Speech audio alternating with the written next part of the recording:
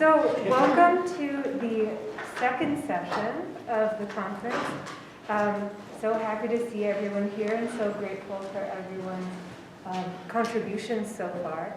I'm Jordan Daniels, and I have the honor of introducing our next two speakers. I'll begin by, introducing the names of both. So Ayda Niknami is presenting first, and then Lynn Ratke is presenting, so I'll introduce Lynn when I invite her to come up here later.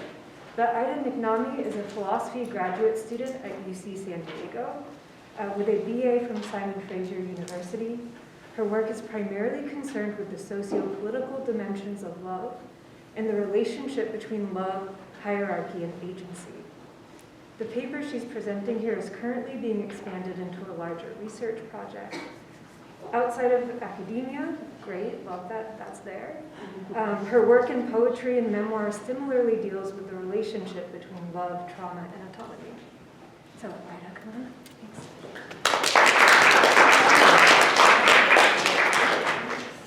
Hi, everyone. Can you hear me okay? So my name's Ayda. The title of my paper is The Self-Defeating Norm of Exclusivity on the Relationship Between Jealousy and Secure Attachment.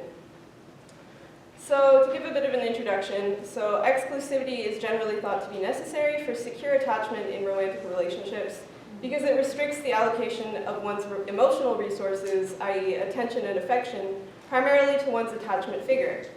My view, in contrast, is that the exclusivity norm in fact hinders the formation of truly secure attachments, in particular through its implicit endorsement of jealousy. Jealousy is primarily concerned with protecting and maintaining exclusivity in relationships via a sense of entitlement, yet jealousy itself can be conceived of as a normalized attachment pathology, as an indicator of insecure attachment patterns and an inhibitor of certain features of secure attachment. It thereby undermines felt security in the sense described by Monique Wunderlich and leads to a disunified sense of agency. As such, the norm of exclusivity is a self-defeating norm. It exists in order to restrict attachment and thereby secure it, yet in its promotion of jealousy through entitlement, it undermines the possibility of truly securing attachment.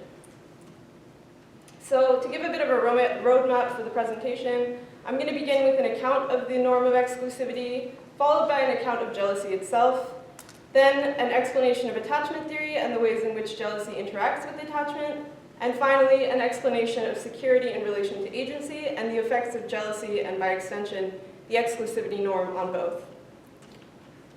So, exclusivity is a common relationship norm in most societies as the defining feature of monogamy. It's usually defined in terms of two components. One, the restriction of sexual activity to one relationship, and two, the restriction of erotic love or deep emotional intimacy to one relationship. In both conventional philosophical views on love and in the vast majority of the literature on attachment, both love and secure attachment are generally thought to require monogamy, that is, exclusivity and prioritization. Consider, for instance, Nozick's view that it is not feasible for a person simultaneously to be part of multiple romantic couples or a trio, even were the person to desire this. Or Solomon's view that if one can love more than one person romantically, it will certainly be a source of conflict. Both Nozick and Solomon,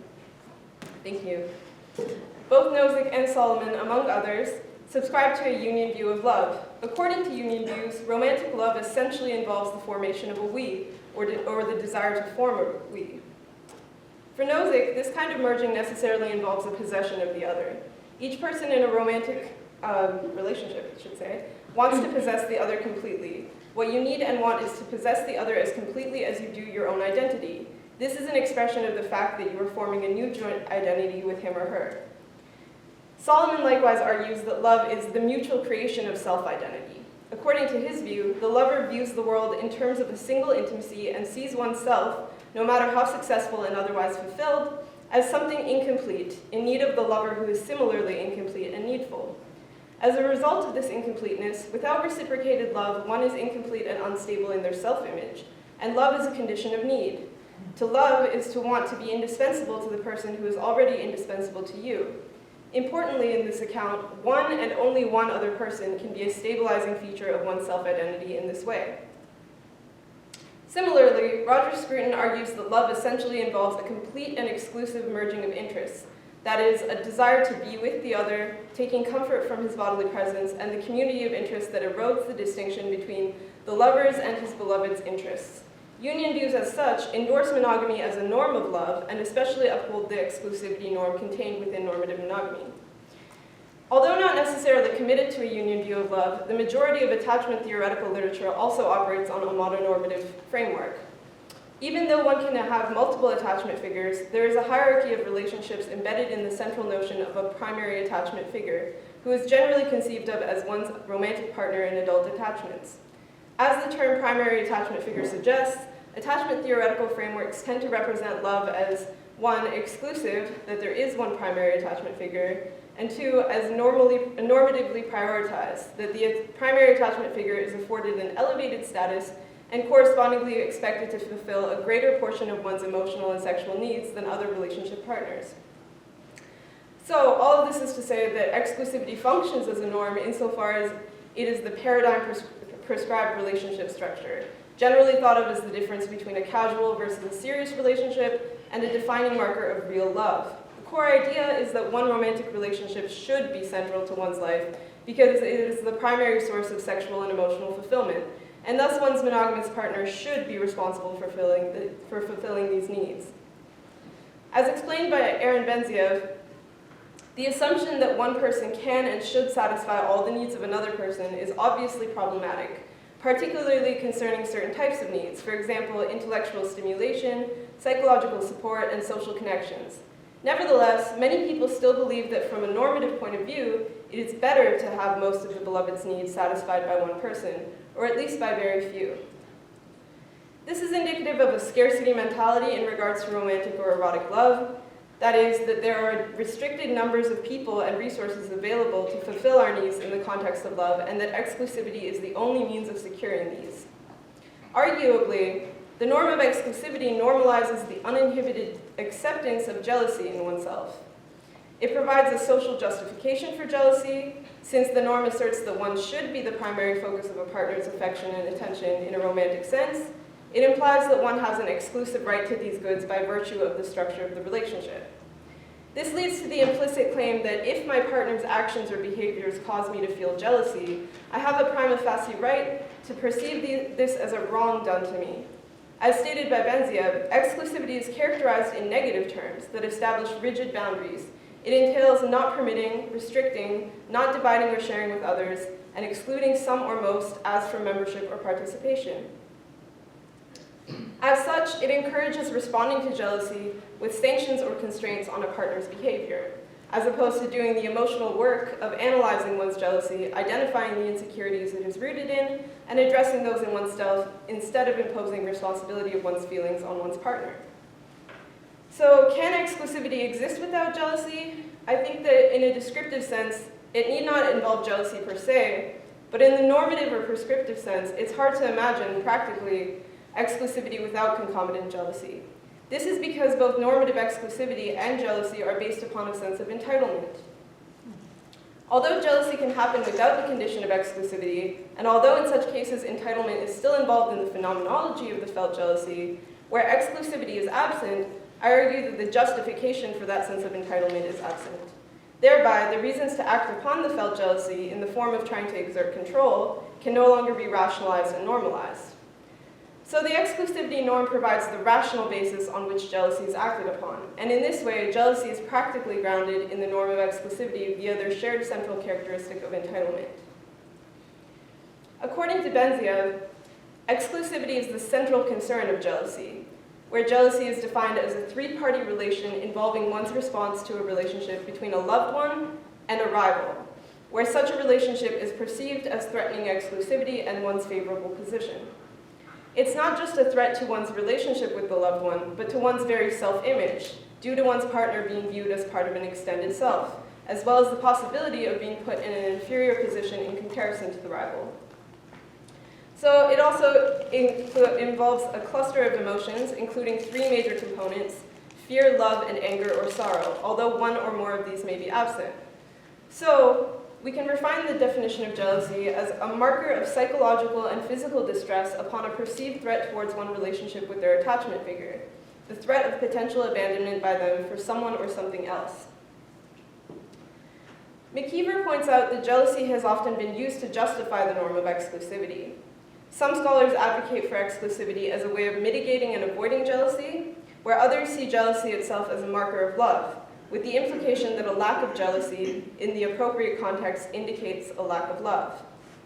New conceives of jealousy as the fear of loss of affections and considers that the tendency towards jealousy is a natural entailment of the need for love. Similarly, Tavrak sees jealousy as a fear of loss of attention rather than affection. Without this specific kind of attention, one which is aimed at the non-fungibility of an individual's character, individuality itself starves. But on the other hand, the norm of exclusivity is often used to justify jealousy. According to the entitlement theory of jealousy, as discussed by Anna Welpinghus, jealousy is a marker of an evaluative attitude to a perceived wrong. She says that if you are jealous, you also assess the situation as one in which you are being treated unjustly. And knowing that a person is jealous is sufficient for us to conclude that she evaluates the situation as a violation of her entitlements. So jealousy is not only a felt affect, but also a particular stance towards one's relationship, a way of gauging the normative and practical status of that relationship. When I feel jealous, I immediately seek an external source to identify as the cause of my jealousy, because according to the exclusivity norm that governs jealousy, what I am entitled to has been destabilized in some way. As Benziev characterizes the feature of entitlement, we can see how it is the link between jealousy and the exclusivity norm. He says that at the very foundation of romantic jealousy lies the concept of entitlement. We fear the loss of something or someone that we feel entitled to have. Jealousy reflects our fear that someone else will unjustly take possession of something that belongs to us. Hence, romantic jealousy implies some kind of entitlement over another person, our assumed right to exert control. Asserting sexual exclusivity, for example, is in fact asserting the right to control the spouse's sex life. So, as indicated by this passage, exclusivity itself is inextricable from the concept of entitlement. The interpersonal function of jealousy is thus precisely to defend the norm of exclusivity by reacting to the potential loss of that exclusivity. According to Welbingus, jealousy serves to disturb the rival relationship and to regain the attention and affection of the loved person. And it thus plays a role in the negotiation of norms concerning exclusivity in personal relationships.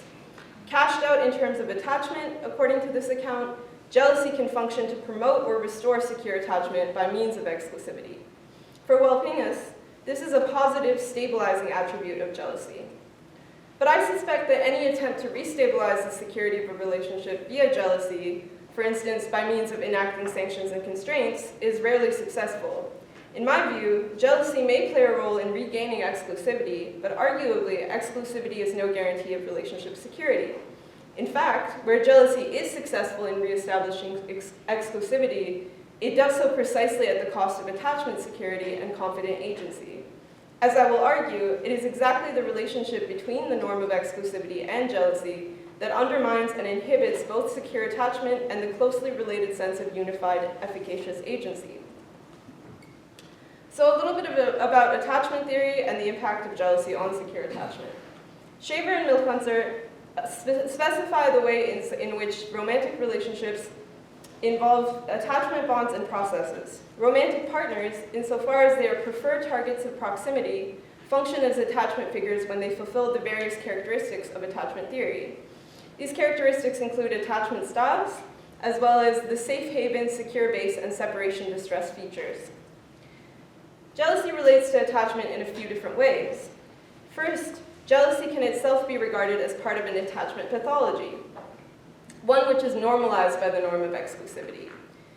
It can take the form of symptoms of insecure attachment styles themselves, such as anxious attachment, with markers such as obsessiveness, clinginess, and agitation at the potential loss of one's partner, or as avoidant attachment, with markers such as withdrawal, distrust, emotional suppression, or devaluation of the object of jealousy.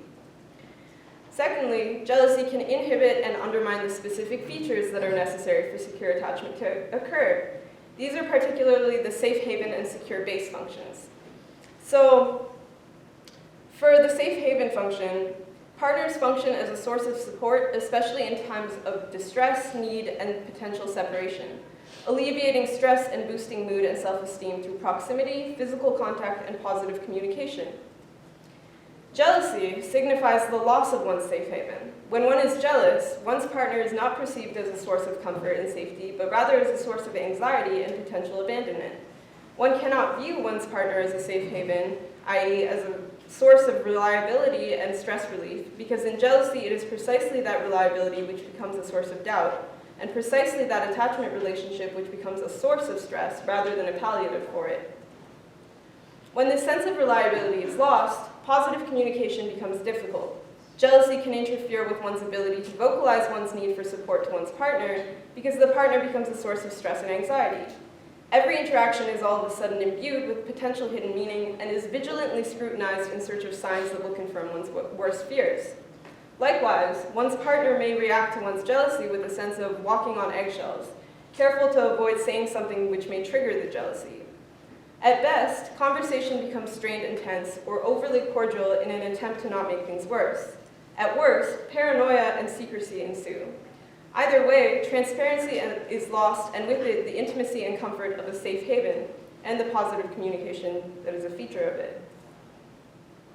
This is further exacerbated by the norm of exclusivity, since exclusivity itself restricts romantic attachments and thereby restricts the number of safe havens one has access to.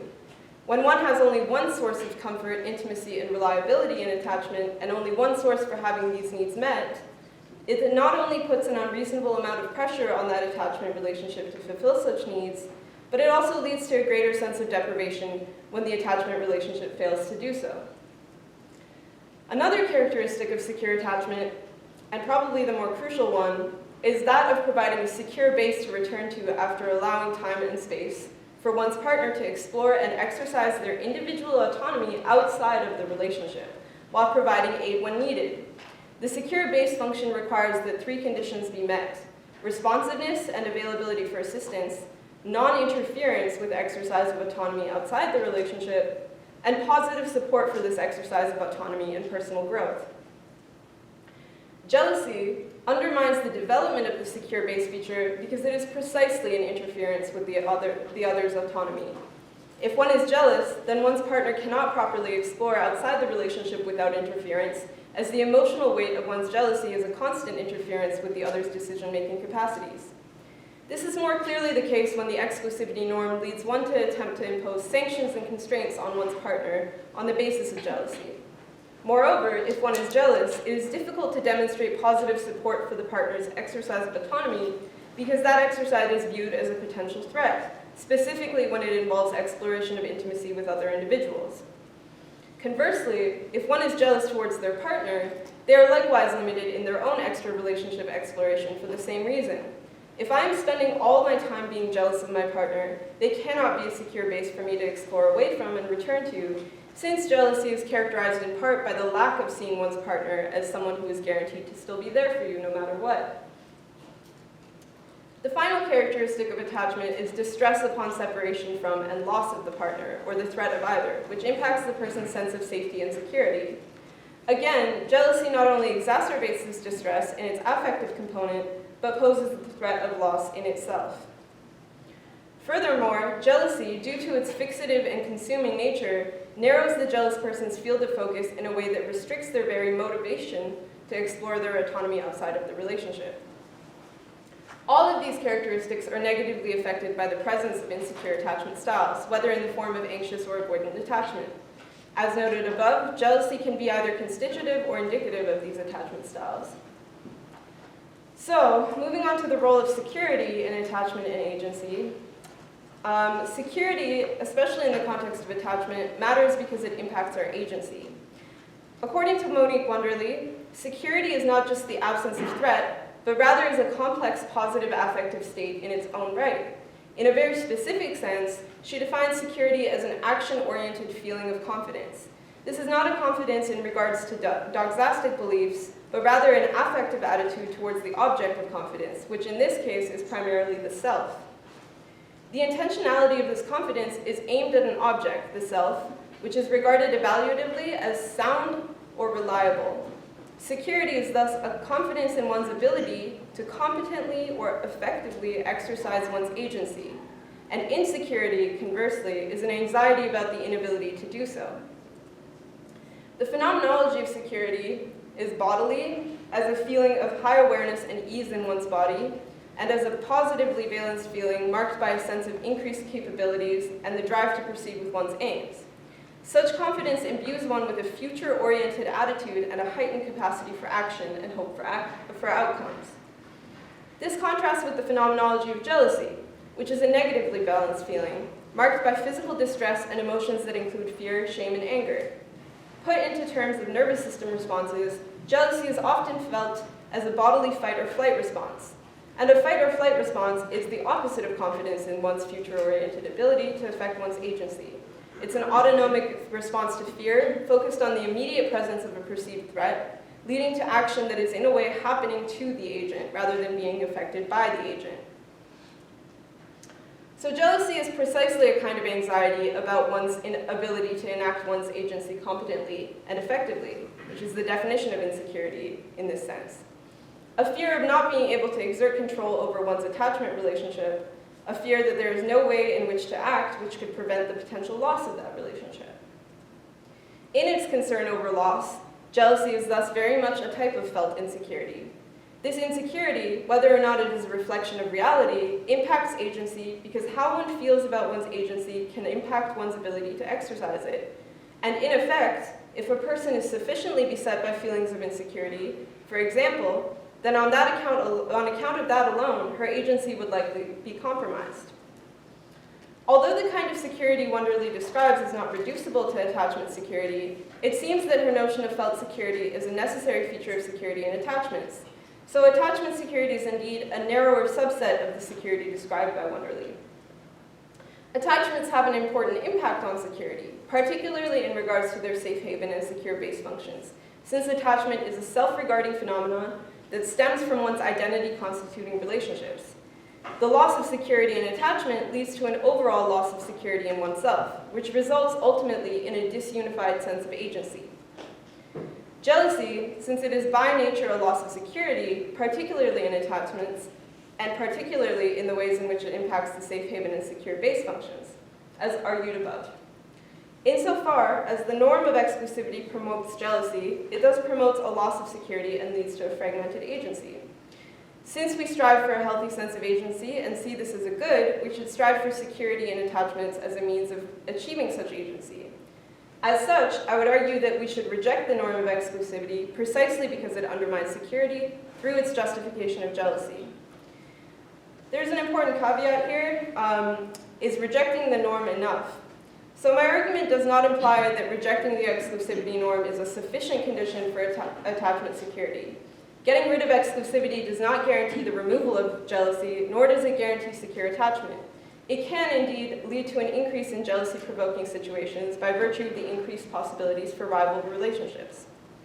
However, removal of the norm of exclusivity removes the justification for the sense of entitlement that is concomitant with jealousy when that norm is enforced.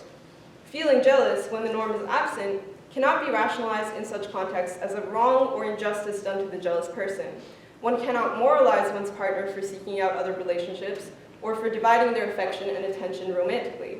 This means that one cannot place sanctions or constraints on one's partner. Accordingly, jealousy should not be viewed as something to be erased, since it simply cannot be erased, but rather as something which must be felt, challenged, resisted, and regulated within oneself, as something that is experienced but not necessarily acted upon. This regulation does not happen in a vacuum. When one removes the sense of entitlement, one can deal with jealousy collaboratively. It becomes easier to communicate with one's partner about it in a non-threatening, non-controlling manner.